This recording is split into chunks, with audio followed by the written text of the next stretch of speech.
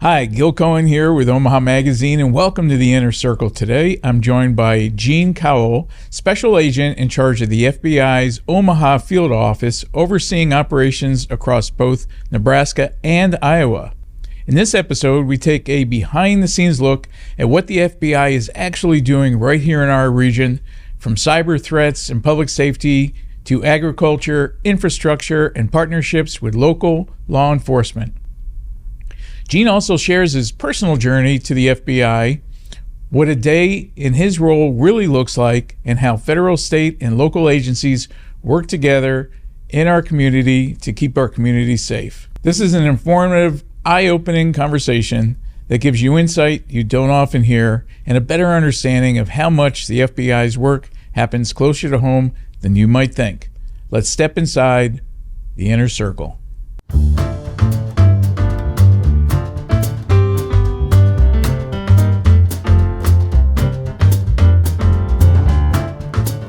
Hey, welcome back to the Inner Circle, and we have a very special guest. Of course, all my guests are very special, but this is a very unique opportunity. We'd like to welcome Gene Kowal, and Gene is Special Agent in charge of the FBI district offices here in Nebraska and Iowa, correct? That's right. That's right. Yeah, and you and I are kind of similar. In terms of growing up and maybe ending up, you grew up on the East Coast, or? I grew up I moved around a bit, but grew up in Alabama, went to college in Virginia, went to law school in New York. So, and then with the Bureau, I've lived all over. Yeah. But, Omaha opened about 5 years ago, and my wife and I looked into it, and it just seemed like it'd be a wonderful place to work, to raise our family, and so we put our application in, and the director called and said, Gene, you're going to Omaha. Yeah, and guarantee neither of us, well, maybe me, but certainly not you, because obviously as director, they would know that, but you're not under the witness protection program. That's why a lot of people move out to the Midwest or in some kind of witness, Is that true? Especially from the East Coast. Yeah. But you've been all over. You've been, like you mentioned, University of Virginia, correct? Graduate in NYU Law School. That's right. You spent some time in New York on the Counterterrorism task force. How was that? That was what, 5 years after 9/11? Yeah. So I started with the Joint Terrorism Task Force in the New York field office about 2005. Only about 4 years after 9/11, Wow. and so that was a time we were still very, very focused on terrorist attacks emanating from overseas. People who are trained overseas, funded overseas, coming to our country and committing a devastating attack that they did in New York on September 11th.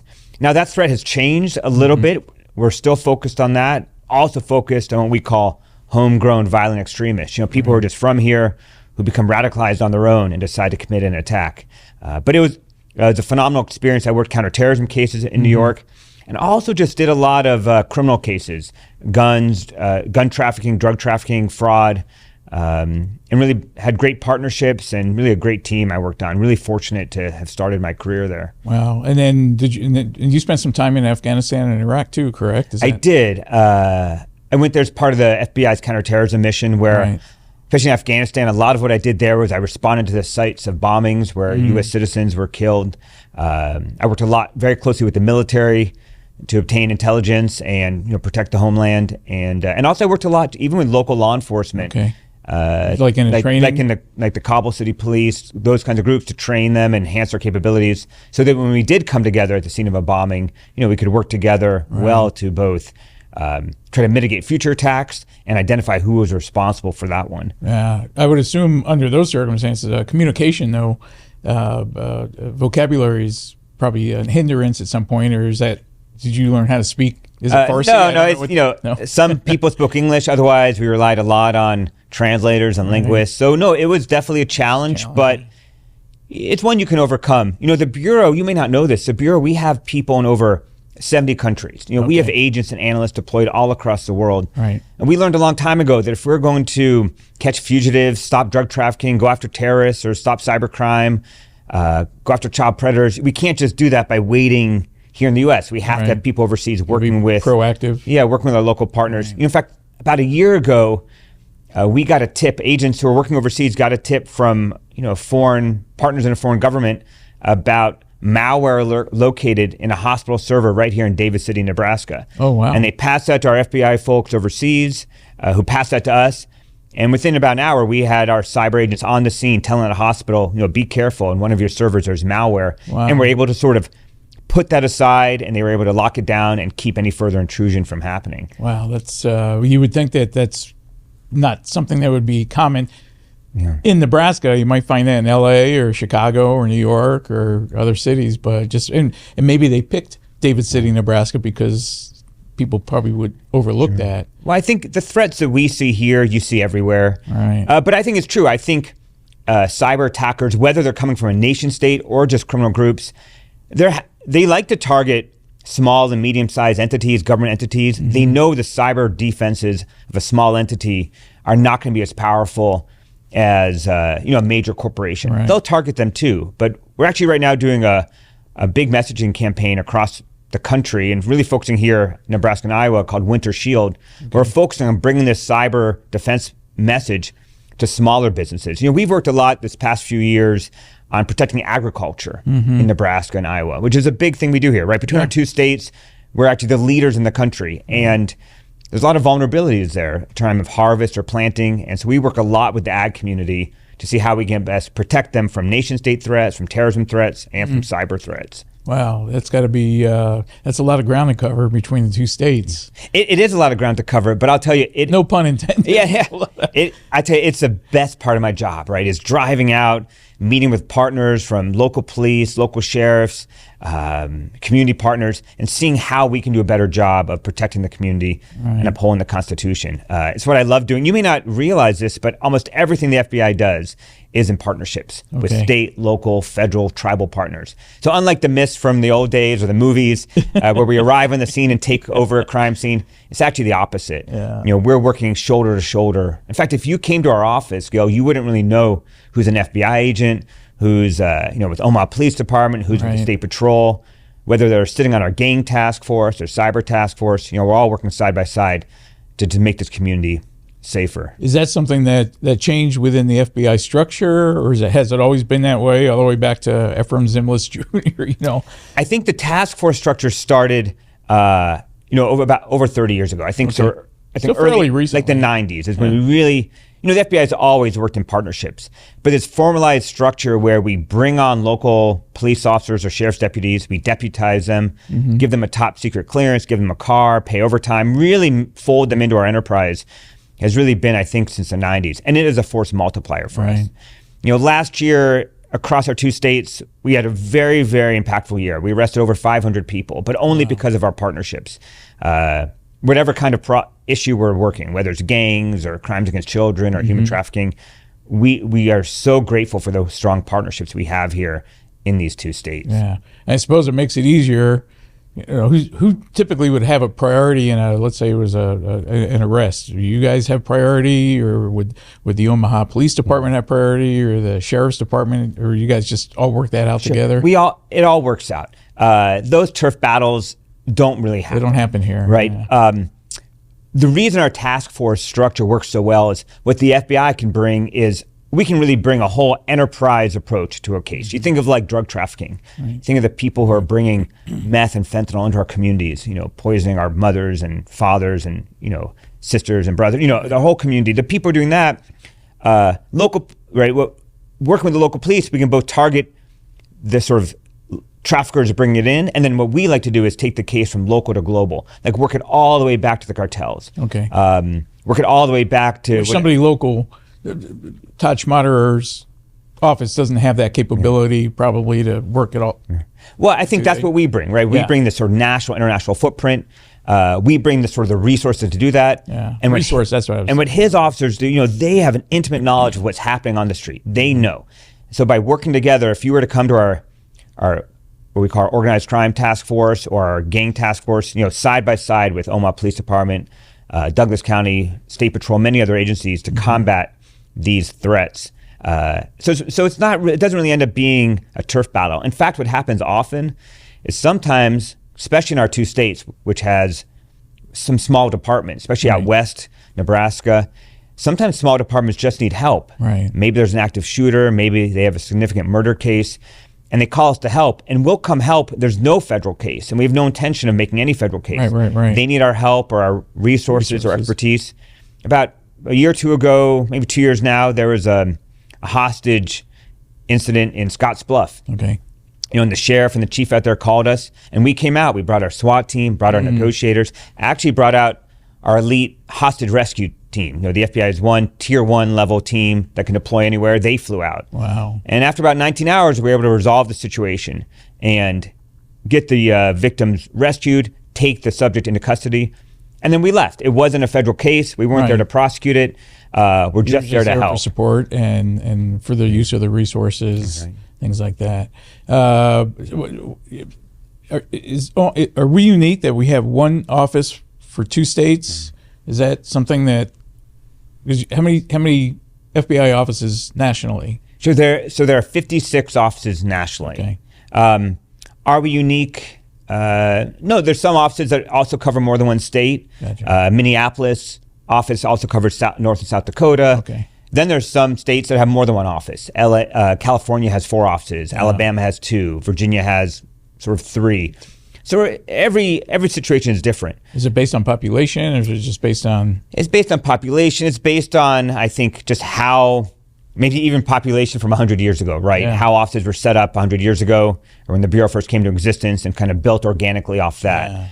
Yeah. We're very well positioned here, I think. In Omaha, we sit sort of in the center of our region, and we have offices throughout. So although our headquarters is right here in Omaha, you've probably driven by it. Yep. We have 8 other offices throughout. Oh, okay. So in Nebraska, we have Lincoln, Grand Island, North Platte.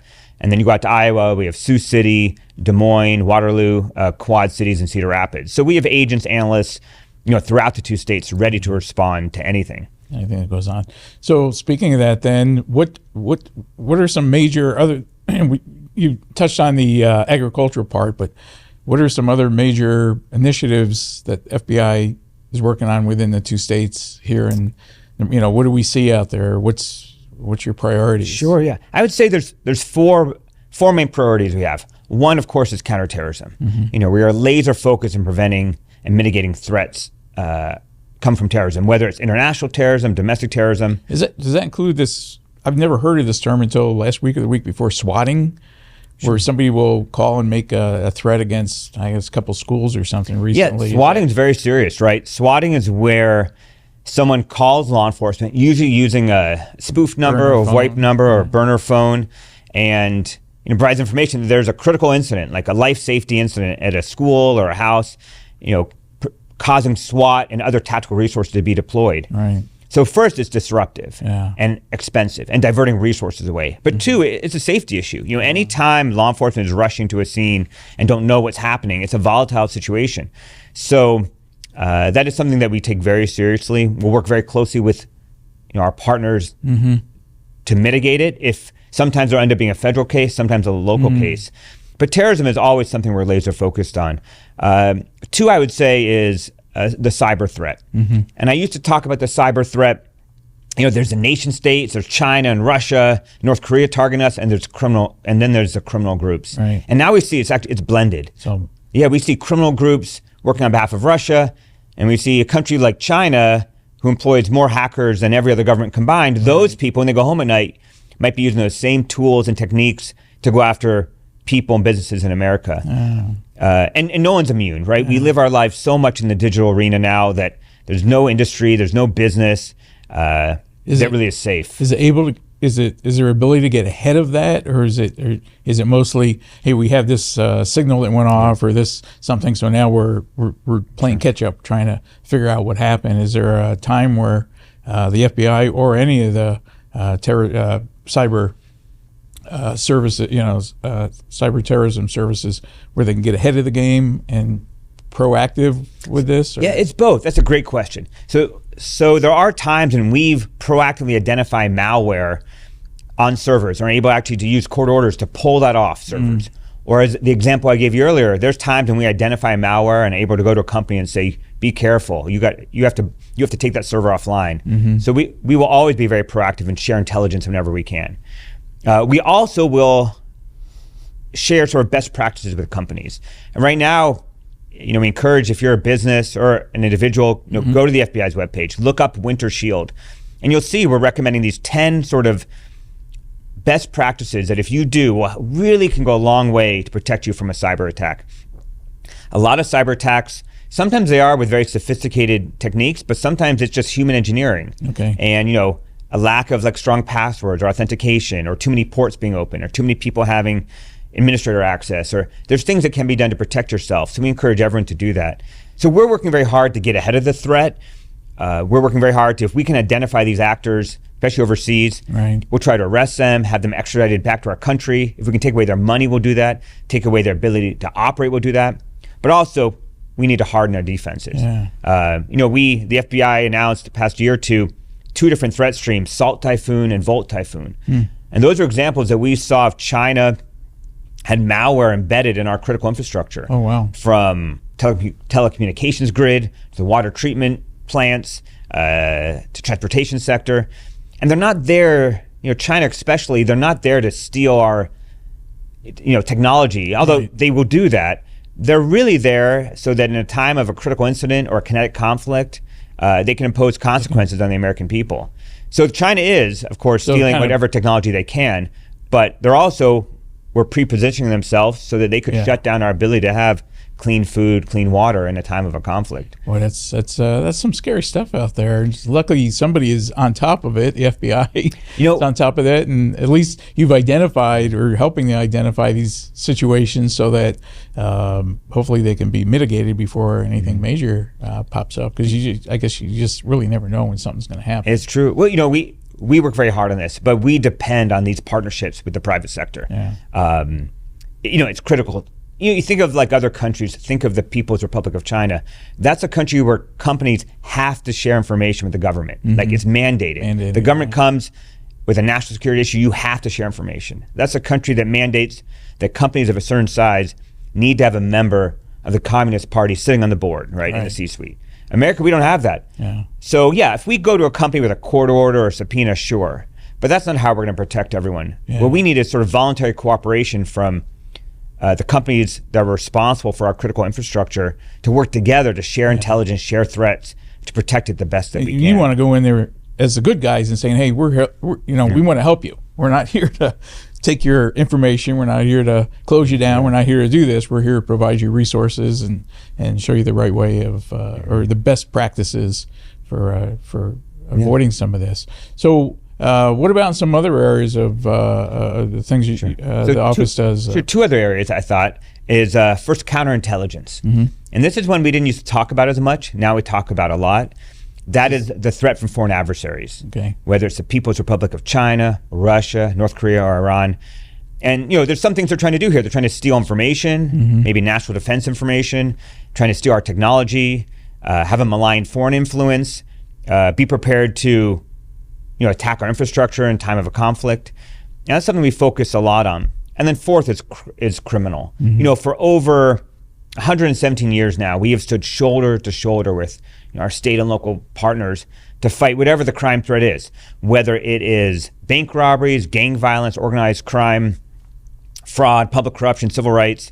That continues to be a major focus of ours. In fact, this past year, the FBI overall has been focused on crushing violent crime. Like every office has, and including Omaha, we've been surging resources to really go after violent crime, go after people preying on children, go after people trafficking drugs into our community. So that continues to be a mainstay. Now, the crimes have changed, and the way we investigate crimes have changed. Some things are similar, right? We might still respond to a bank robbery today, which is not that much different from a bank robbery 100 years ago, right? You don't see too many bank robberies anymore. I can't even remember the last one I ever heard of. They got cameras all over the place. They got, they can lock the doors. They can. I couldn't even name one bank robbery in the last 10 years that I remember. Well, they ebb and flow, but they're still occurring. And then we're also seeing new threats like ATM jackpotting. Yeah. Which is that where they go in there and pull the? So that still happens, right? That still happens where people will go up to an ATM and they'll put a chain around it and drag it off and try to get into the vault. So they leave their bumper somewhere. Sure. It's not the most sophisticated scheme. But we also see other schemes where organized criminal groups are able to hack into the hard drive, to the operating software of an ATM, and give it commands to dispense cash. And We've So been you very don't even have to put a card in. It just, they program it and it just spits the cash right out. They're able to, so it's more of a cyber intrusion. Oh, man. And it's something we've been very active here in the community, sort of leading really for the country, the efforts to go after these groups doing this, to indict them, to hold them responsible. So some things haven't changed much and some things have changed quite a bit. I think what hasn't changed is sort of how much we rely on partners, our commitment to our core values, of fidelity, bravery, integrity, and how we're going to keep working hard to go after these criminals, even as they change their techniques, change their methodology. One of the first technical innovations, I don't know if you know, one of the first innovations the FBI really evolved to counter was the automobile. Oh. Right? Think before the automobile. Horse and buggy. Yeah, it would have been pretty hard on your horse and buggy to do a multi-state crime spree. Yeah. It would have been hard to go from Memphis to Kansas City to Omaha to Chicago in a day. But once you have a car, you can do that. Yeah. And you think about 100 years ago, a lot of police departments, sheriff departments, they didn't have a way to share information. They didn't have a way to kind of do those kinds of cases. And that's really one thing the FBI came in and said, this is something we can do. Wow. We can bring the discipline of science to law enforcement. We can bring a coordinated approach. We can collect information, intelligence, and put it together. So we can say that bank robbery in Chicago is connected to that bank robbery in Memphis. Yeah. And so things keep changing. We think of artificial intelligence. You think of the dark web. You think of the cartels. Things are changing and will continue to evolve to address them and attack them. Is AI a big concern of not only your office in particular, but any law enforcement in terms of these people that just create these AI characters and pretend that they're somebody else? Or Sure. is that, that's got to be. Listen, it's a whole new world, right? It hasn't even been around that long, and we see how good AI techniques and generation has gotten, right? We've all seen videos that at first glance look real.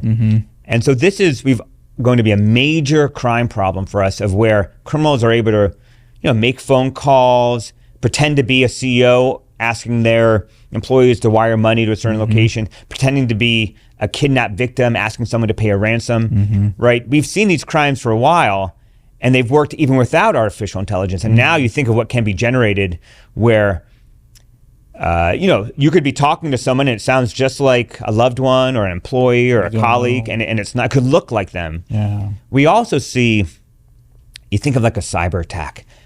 Well, there was a time you had to have some kind of computer skills to do it. Right. And now we see with the use of AI to deploy malware, to write code, you don't need a lot of experience or expertise to launch malware attacks or other frauds at scale. So, we want to keep exploring how we can use artificial intelligence proactively in a constitutional way, but we also need to be prepared for the fact that the criminal elements, whether crime or terrorism or cyber or nation state threats, will also be using it. And we have to be prepared to counter that as well.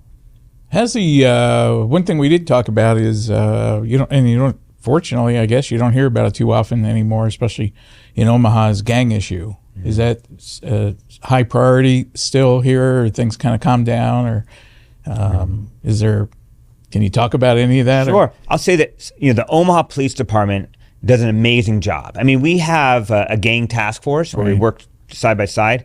They do an amazing job working with the community partners like 360 and others to really go after violent crime. And I mean, you may know, but Omaha Police Department over the past 3 years had a 100% clearance rate for homicides, which is amazing. That means for the past 3 years, essentially they've solved almost every homicide. Wow. And is that unique throughout? It's incredibly unique. I've never heard of that before. I've never seen that before. Probably why Todd still has his job. It is they do an amazing job. And they built great support from the community, which is how they do that. Yes. So we work very closely with them on gangs. The gangs are still there. The threats change. We've seen nationally the gang threat maybe in the 80s or 90s was much more territorial. Now we see with social media and the internet, a lot of violence stems not from territory, but also from things that happen online, right? So the gangs are still a major threat. International gangs like Tren de Aragua, MS-13 are still a major threat across the country. And so are local gangs that are working with the cartels to distribute drugs. So across our territory, Iowa and Nebraska, we still see gangs, we still see the threat. It's changed since even when I started in the FBI, but there's still this criminal element that's organizing, really terrorizing communities, inflicting harm on communities. perpetrating violence on communities often for profit or other reasons. What's the typical day for special agent in charge of the district office? You get in there and you read a bunch of reports, or you get to what's your typical day? Great question. So I would say we have an amazing team here across the two states. We have amazing line level supervisors, amazing assistant special agents in charge. Like, we have great leadership. And so my role every day doesn't have to be, in the weeds on any particular case. Mm-hmm. Now, if it's a high priority case or significant threat, of course. So I would say I spend part of my time is working with my team to develop a strategy, like what's our strategic vision over the next 1 month, 3 months, 9 months to really impact whether the violent crime threat or the terrorism threat, the cyber threat here. So a lot of that's working on strategic. Okay. Another part of my threat is actually on individual cases that do require some extra level of maybe insight or oversight or just involvement. A lot of my role is spent building partnerships. I told you, we live and die with our partnerships. Mm-hmm. And so I think the most important part of my job is building and fostering and nurturing those partnerships across the two states. So visiting with chiefs, visiting with sheriffs, visiting with state level officials, identifying what's important to them and how we can help. And then just meeting with the community. We have found that the more that people know that we're here, like we're right here in Nebraska and Iowa. We're not just in DC and New York. We're right here. We're in North Platte. We're in Lincoln. We're in Sioux City. We're in Omaha. The more people know that, the more willing they are to come to us with, when they become aware of criminal threats, whether it's violent crime or human trafficking. And so we depend upon that. And that's a big part of my role, is getting out to the community, letting them know about our mission, and hoping they'll call us when they have an issue. And then, as we say, as I always think about, mission first, people always. So a big part of my job is just supporting our team. We have hundreds of people, FBI agents, analysts, support staff, task force officers working so hard on the mission. And they're just working hard because they care. If you make a big case in the FBI, you don't get promoted, don't get a big bonus. That's not really how we work. People do it because they just care. Agents who are working human trafficking just care. Agents who are working fraud cases or drug trafficking cases just care about it and just want to do the best they can. Yeah. And so I try to do the best I can to support them, give them the resources they need, support them any way I can so they have the tools that they need to do their job. And then every now and then, I try to go out with teams. If we're making arrests, if our SWAT team is out, I try to go out just to support them, just be part of it. And so every now and then that'll happen too, right? I'll get up at 5 a.m, meet up with the team, and just be there to help with an arrest. I'm not needed tactically, just there to support and help and learn more about what they might need to help with their mission. Yeah. Very cool. So in the couple minutes that we have left, is there anything that you want to add to kind of what we chatted about, or did I leave anything out about? No, these are great questions. The only thing I'll add, since you're giving me the time, is we are always hiring. Okay. And so we're doing a big push now for the special agent position. Let me ask you a question. Sure, I'm going to let you finish that.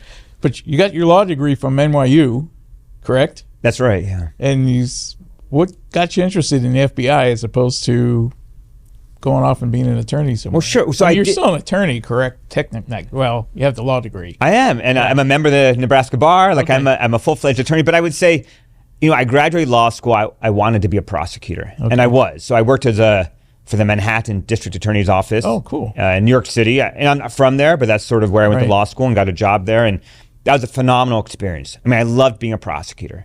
But over time, what I found is I wanted to be more on the front end. I wanted to help build the cases. Okay. Right? I wanted to take one case and make a bigger enterprise case. I wanted to be sometimes the one, when there's an emergency, running to the emergency. Right. Like, you didn't just want to be handed a file and say prosecute. Yeah, and I loved being a prosecutor. Yeah. It was an amazing experience and incredibly meaningful. I have so much respect for prosecutors. Right. And but I found for me, I kind of want to be a little bit more on the front end of it. Mm-hmm. So I started looking around, and I heard about the FBI, and I applied, and they said, come do some push-ups. I did some push-ups. They said, come for some interviews. I did. That would disqualify me right away, the push-ups. Well, no, you trained for it. You'd get there. And then I went down to Quantico and trained there for, I think, 4 or 5 months, and then graduated. So that was my story. Many of my colleagues, the FBI was actually their lifelong goal. So they joined the Marines or went to law school or became an expert in cyber forensics, hoping to get to the FBI. And that's very common as well. Okay. But we're always hiring, and we're hiring people from diverse backgrounds. We have plenty of teachers who become FBI agents. We have some people with PhDs. We have lawyers, a lot of former law enforcement, a lot of former military, a lot of accountants, a lot of backgrounds we're looking for. And so we encourage people to take a look. The other thing is only about a third of FBI employees are agents. Okay. The other third are intelligence professionals. They help us look at our cases and say, this is where you need to go next. Or you're very focused on this threat, but we have to look at this other threat coming over the horizon. Analytics or a lot of... Yeah, exactly. Look at the data we've collected to help us analyze, like, what do we have? And then the other third are just the people we need to run a big organization, from auto mechanics to IT specialists to evidence specialists. So we actually hire quite a lot of entry-level employees. Wow. So, I'd put the message out, if you're in college, graduating college, or past college, but looking for a meaningful job, or you're going to have a real sense of purpose, a real sense of team, like a real good mission, and you have a good background and no criminal record, we encourage you, look at the FBI, and people would be surprised the opportunities we have, even for college graduates. Can they go? Is there a local website they can visit for that? Or yes, I recommend go to FBI you just Jobs. don't want them showing up on 120th Street with an I would just have them go to FBIJobs.gov, and they can sort through positions. If people are interested, they're always welcome to just our office has an email address, or they could reach out to us. We're happy to talk about it. But the easiest way is just to go online, and all the jobs are there, and they're listed by office. And we encourage people to take a look. I've been in the FBI now 21 years. Wow. Which is hard for me to believe. It's been such an amazing experience, fighting gangs and drug trafficking in LA, supporting the counterterrorism mission in Afghanistan and Iraq, working in Savannah, Georgia, countering all threats. Here, this job I have in Omaha, which is an amazing, amazing job, right? Leading the FBI mission across 2 states and everything from cyber to violent crime to terrorism. It's an amazing job, and I feel very lucky to have found it. And so I encourage people, if there might be people out there who, like me, who hadn't initially thought of the FBI, who maybe by hearing this podcast, it sparked something, and they say, let me check out that website. And that's what we hope, because we're really, the real strength of the FBI is our people. We have great technology and we have great tools, and that's amazing. But so many of our cases are solved because of our people, and actually their ability to talk to people, right? Their ability to just build rapport with people and get the information we need to protect the public. Very cool. Well, Gene, thank you so much for being on the Inner Circle with us this afternoon, and I appreciate filling us in on everything the FBI is doing to keep us safe, at least within our 2 states, within Nebraska. I can't speak for Kansas or South Dakota or anything else, but at least definitely in Nebraska and Iowa, and I really appreciate you coming on and filling us in. And if anybody's got information, you do have resources available for businesses, correct? We do. For the cyber... For the Winter Shield. Yeah. And if you got kids or students out there looking for jobs, they want to have an interesting career, they can target the website and go work for the FBI. Well, thank you so much for the time. You might do that. You might be on a podcast here sometime. They might. That would be an amazing story. I hope that happens. If I'm doing this 20 years from now, I don't know, but anyway, thanks for coming on. Hey, my pleasure, Gil. Real pleasure. Appreciate it. Thanks for joining us on the Inner Circle. Hit that like and subscribe button so you'll never miss an episode.